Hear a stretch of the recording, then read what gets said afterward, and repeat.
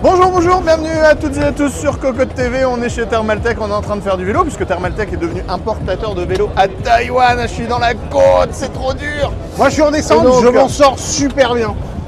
On est sur les simulateurs de vélo de TT. Alors en fait, je peux plus pédaler parce que j'ai pas changé les bonnes vitesses. Je suis un gros boulet.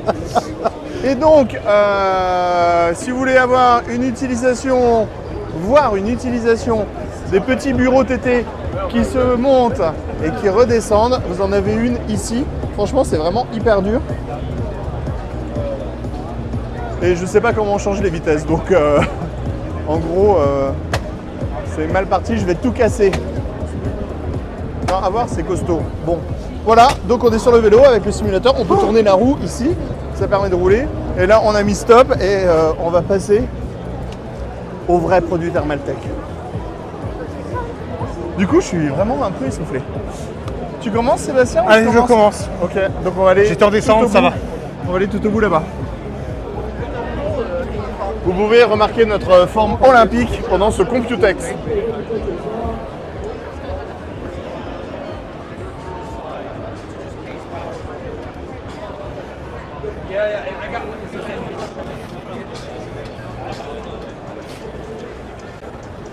Ok. Du coup, Tu commences, hein, oui. Du coup, je vais commencer. Je vais me remettre de mon émotion en vélo. C'est dommage parce que j'avais la bonne vitesse au départ, ça moulinait bien et j'ai joué avec les trucs et voilà. Donc on va avoir les Tough Ram D5 qui vont arriver dans toutes les couleurs sur le marché. Donc on va avoir les gris anthracite, les blanches, les rouges, les dorés, les turquoises, les verts bouteilles, mais pas encore de matcha green Non, pour celle-là. pas encore de match. Ça sera en 6600 MHz.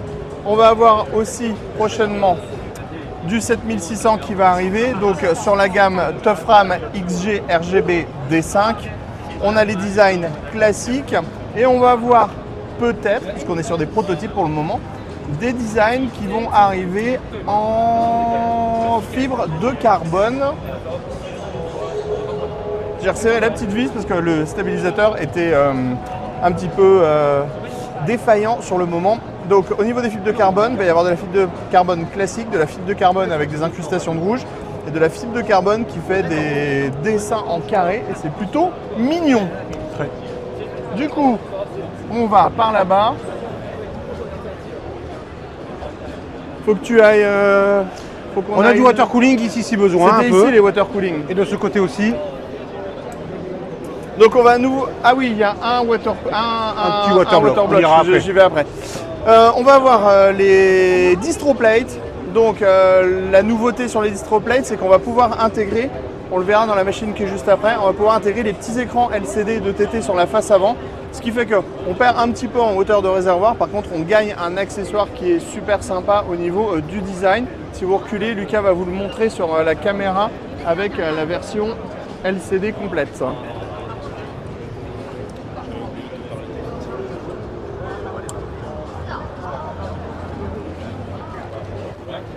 Hop, et on a ici le petit écran LCD qui est intégré, vous allez le voir sur la face avant. Et ça permet d'avoir un montage qui fait encore plus propre, je trouve. Enfin, moi j'adore les petits écrans LCD depuis des lustres. Vous savez, à une époque, on mettait des écrans LCD digitaux, on faisait les branchements, on soudait et tout, c'était assez ouf. Puis à travers le verre-tampon, on voit super bien quand même. Tout à fait. Rien à redire. Il y a un nouveau waterblock, Sébastien, je crois. SW1+, design on va dire Hublot. Hublot. Ça change un peu, c'est pas mal. Donc on est sur un format rond compatible, tout socket bien entendu, éclairage RGB avec 12 diodes ARGB. Et que dire de plus? Pas grand chose. La plaque froide a été revue pour améliorer l'échange thermique. C'est à peu près tout pour le water cooling. On peut passer ensuite à l'alimentation, Aurélien? Ouais, tout à fait. Alors au niveau des alimentations, on va commencer avec l'arrivée des alimentations en digital avec les Tough Power TF3 Titanium 1550 watts. Donc on va être sur une gestion digitale. Si on est sur une gestion digitale, parce qu'en fait on va avoir les iRGB et les TF3. Gestion digitale, ça veut dire qu'on va pouvoir récupérer absolument toutes les informations de l'alimentation via un logiciel pour pouvoir monitorer tout simplement les tensions, les consommations, gérer le RGB. Et on a un logiciel qui est tout nouveau, qui donc c'est le Thermaltake SPM, et qui va vous proposer toute une interface complète pour pouvoir gérer votre alimentation. Ensuite, on va avoir toutes les nouvelles gammes analogiques. Bon, ben, je vais te les montrer, Lucas, reste à l'endroit où tu es. Donc, on va avoir les GFA3 tout d'abord. Donc, c'est des modèles en 140 mm. On va être sur 850 watts, 1050 watts pour les GFA3. 1250 pour avoir plus de puissance, il faudra passer sur la GF3. On va être sur des câbles modulaires, c'est tout en blanc, ventilateur en 120 mm. Au niveau des tarifs, je ne les ai pas pour celle-là, je les ai pour les autres qui vont arriver un petit peu plus loin. On va avoir ici, qui va être intéressant, non pas ici, ah non c'est juste derrière, donc on va passer derrière. On va vous parler de ces modèles-là parce que ça va être un modèle qui va être particulièrement intéressant. Sur la PF3 Platinum, donc ATX 3.0, Gen 5. En puissance, on va avoir 750, 850, 1050 watts, 1200 watts, certification 80 plus Platinum. Et sur les tarifs, on sera à partir de 189 € en 750 watts et on montera jusqu'à 279 € pour les plus gros modèles, à savoir en 1200 watts. Ensuite, on va avoir les Tough Power SFX 850, 750, 850. On a également la 1000 watts qui va être disponible. Alors, elle n'est pas sur le stand, mais on aura aussi du 1000 watts. Donc, vous avez vu, c'est tout petit, c'est ATX 3.0, c'est entièrement modulaire. Il y a un ventilateur de 92 mm en slim et on est sur une certification qui est en 80 plus Platinum. Ensuite, très important, on va avoir de l'ATX 3.0 et du Gen 5 qui va devenir enfin abordable avec les BM3. Certification 80 plus bronze, on va aller de 550 watts à 750 watts, 850 watts. Au niveau du tarif, ça commence à 59,90 € et ensuite on monte de 10 € en 10 € pour pouvoir augmenter la puissance. Donc 650 watts, 69 €, 750 watts, 79 €, 850 watts, 89 €. Certification 80 plus bronze, ventilateur en 120 mm, design 140 mm de profondeur et on est sur des câbles semi-modulaires avec un 12 VH Power. Sébastien, water cooling. Water cooling, je te laisse faire. Alors on va commencer par l'air cooling, comme ça on redescend après vers les ventilateurs. On a l'entrée de gamme UX200 SE ARGB, donc de la synchronisation sur la carte mère, pas besoin de boîtier de boîtier de gestion avec une application derrière. La finition est plutôt simple, on est sur du noir ou sur du blanc, pas de top pour cacher les caloducs, on est sur du direct touch, mais c'est pas cher, c'est tout ce qui compte. Après nous avons en Tug Air, nous avons le 710 en Dual Tower, le TRX 40 en simple power pour les processeurs Threadripper. Petite nouveauté pour celui-ci, version grise, version noire maintenant, c'est du 140 mm à chaque fois, 7 caloducs de 6 mm, donc on est vraiment sur des produits plutôt haut de gamme pour les processeurs. Ensuite, les 510, 310, 110, nous connaissions, un peu de couleur si besoin. Et derrière, nous avons refroidissement liquide en all-in-one avec... Mais ceux qui vont particulièrement nous intéresser, Sébastien, ils sont de l'autre côté. On fait pas cela. Alors on change. Autant pour moi. T'as les prix, Aurélien? Bien sûr, j'ai les prix, Sébastien, j'ai ma petite anti-sèche ici. Alors, on va passer sur cela. On va se concentrer sur le format 120 mm en France avec les THV2 ARGB. ARGB, donc synchronisation par la carte mère. On retrouve un peu le style, c'était le WS1 en waterblock, format hublot, c'est rond, c'est sympathique. Ouais, tout à fait. Le style est très sympa. Le style est vraiment sympa. En gunmetal comme ça passe bien. On pourra tourner le logo pour mettre comme il faut dans sa configuration. Petit effet infini. Et au niveau des ventilateurs, ce sont les derniers CT qu'on avait découvert lors du CES en 120 mm ou en 140 mm si jamais on se débrouille pour choper du 140 mm. Les tuyaux sont gainés bien entendu. Ça fait de belles courbes, ça plie bien. La gaine est très agréable au toucher, à l'œil aussi d'ailleurs. Et donc les tarifs sur le 120, non 240. Sur le 120, je m'en rappelle, c'est 70. 70. Sur le 240, 90. sur le 360, ça sera 110 €. Enfin, 109,99 €. On continue de l'autre côté. Il va y avoir beaucoup de choses à voir, hein. Comme chaque année chez Thermaltake, ça n'a pas changé, les amis. Non, on est toujours sur beaucoup. une tonne de nouveautés. Donc on est sur les TH-V2 Ultra Series, le TH-V2 Series écran LCD. On reprend le design de celui qu'on vient de voir, on reprend les mêmes ventilateurs, on reprend le radiateur, mais on a donc l'afficheur LCD en plus qui va permettre d'avoir plein d'informations si on le désire avec le logiciel TT, la météo, la température de votre processeur, l'image que vous voulez, l'image de vos enfants, de votre belle-mère, de votre maîtresse si vous voulez, vous choisissez. Au niveau des tarifs, on sera aussi là que sur du 240-360 mm en France et on sera sur 170 € en 240 mm et 170 € sur le 360 mm. Avec un écran, c'est pas cher. Oui, avec un écran, franchement, c'est très bien. Et un écran qui fait vraiment très bien le boulot, puisque vous allez le voir, on va le croiser dans plein de machines et il affiche vraiment très bien ce qu'il a à afficher. On va passer au ventilateur et je vais laisser faire Sébastien. Alors, on va peut-être prendre ceux de derrière pour commencer du coup. Non, sorry. Tufan, nous connaissons, on l'a testé. On passe à la version Pro ici. Les différences sont relativement simples. En termes, au niveau des pales, en fait, l'écart a été encore une fois réduit avec le cadre. Plus de performance, moins de nuisances sonores. On envoie. Et si jamais on veut du RGB, il y a aussi du Tufan en RGB. Et le cœur maintenant de tous les boîtiers, les kits all-in-one de base et compagnie avec du RGB ou sans RGB, ce sont les ventilateurs CT. CT 120, CT 140, CT 120, CT 140 à RGB. On a aussi du 200 mm si besoin. Et on a aussi, ça c'est fort sympathique, notamment pour les boîtiers, en 120 et en 140 à RGB, en reverse. Voilà. On le voit, les pales sont inversées, donc au niveau du cadre, de l'éclairage RGB, c'est beaucoup plus sympa. Il y a un tout petit peu moins de performance que sur un modèle classique, mais en termes de design, franchement, ça change quand même tout. On aime beaucoup. On va passer derrière avec encore des ventilateurs. Et Aurélien va nous refaire de la magie. On adore ça. Bon, il n'est pas très bon, mais c'est pas grave, ça lui fait plaisir. C'est tout ce qui compte.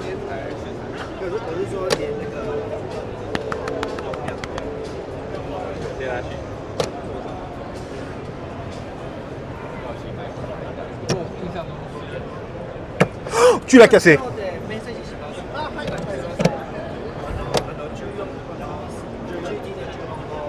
Voilà.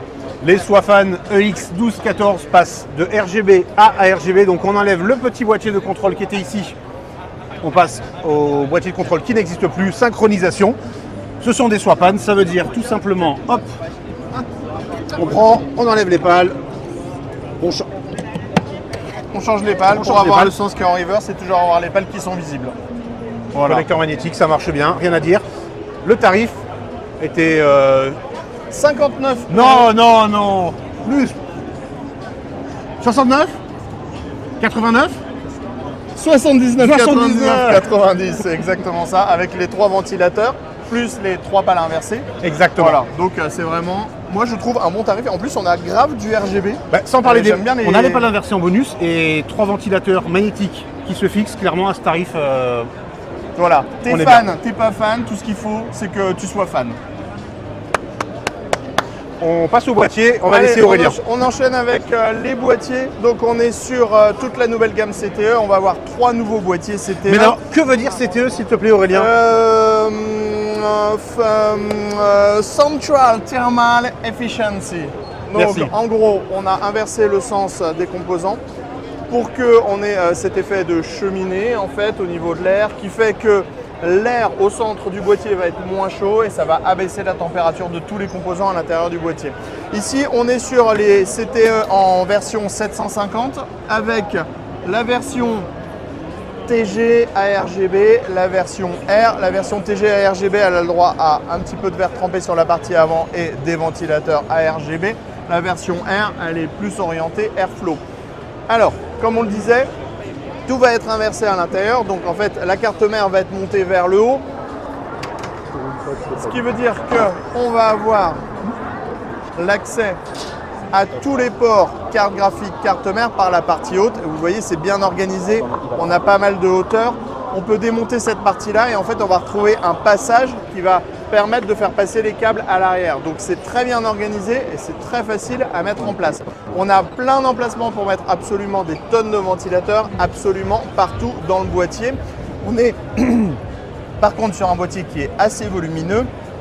Et sur les tarifs, je vous donne ça, on sera à 189 € sur la version R, 209 € sur la version ARGB. Si vous voulez un boîtier qui prend un peu moins de place, avec une structure interne un petit peu plus conventionnelle, avec une alimentation qui va être sous un cache, vous avez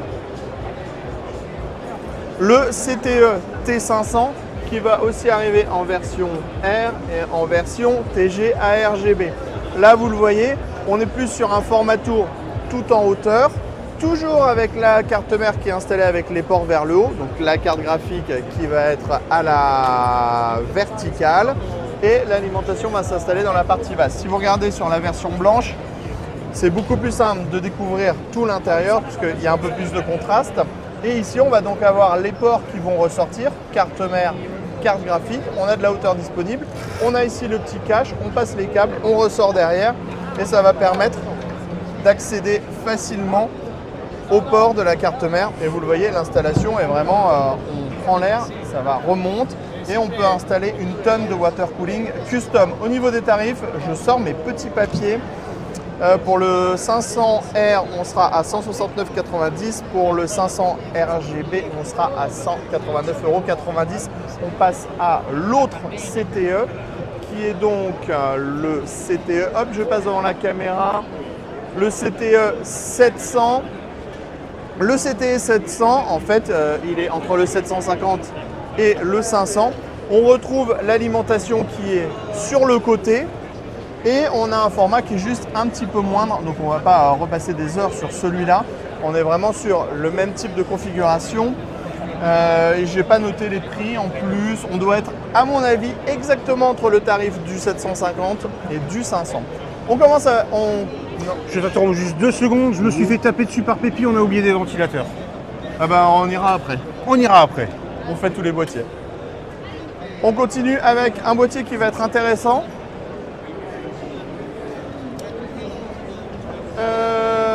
Avec le CRS 500 TG ARGB, 99 €. Ça sera livré avec combien de ventilateurs de base? Ah non, c'est 129,90 € celui-là. Combien de ventilateurs de base? 3 ventilateurs ARGB de base. Alors, moi le CRS, j'adore. Vous savez pourquoi j'adore le CRS? Parce que le CRS, il me fait penser à une voiture des années 80. Et j'adore les voitures des années 80. Comme si on avait un petit spoiler là de BMW qui traînait à l'avant. C'est Ultra Airflow. On avait déjà testé la version... Celui-là. Ah, mais c'est le 500. Alors, je me suis trompé en fait. Je me suis trompé de boîtier, je suis désolé. On passe au bon boîtier.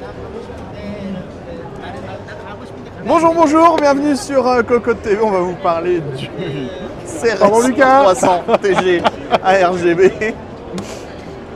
Donc, ce modèle est bien à 99,90 €. C'est le petit frère du 500 qu'on a déjà testé. Le 500, on avait adoré. C'est ultra airflow, c'est ultra efficace. On a un châssis qui marche très bien. Alimentation dans la partie basse, la carte graphique, on a de la place.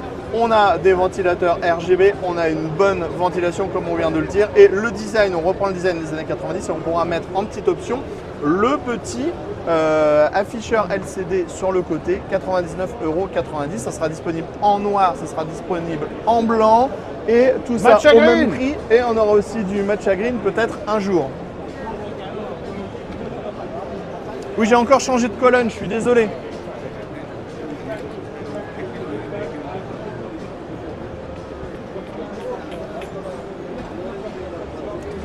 Ensuite, on enchaîne avec le Tower 200. Alors, il y a eu un Tower 100 à une époque en ITX et va être remplacé par le Tower 200.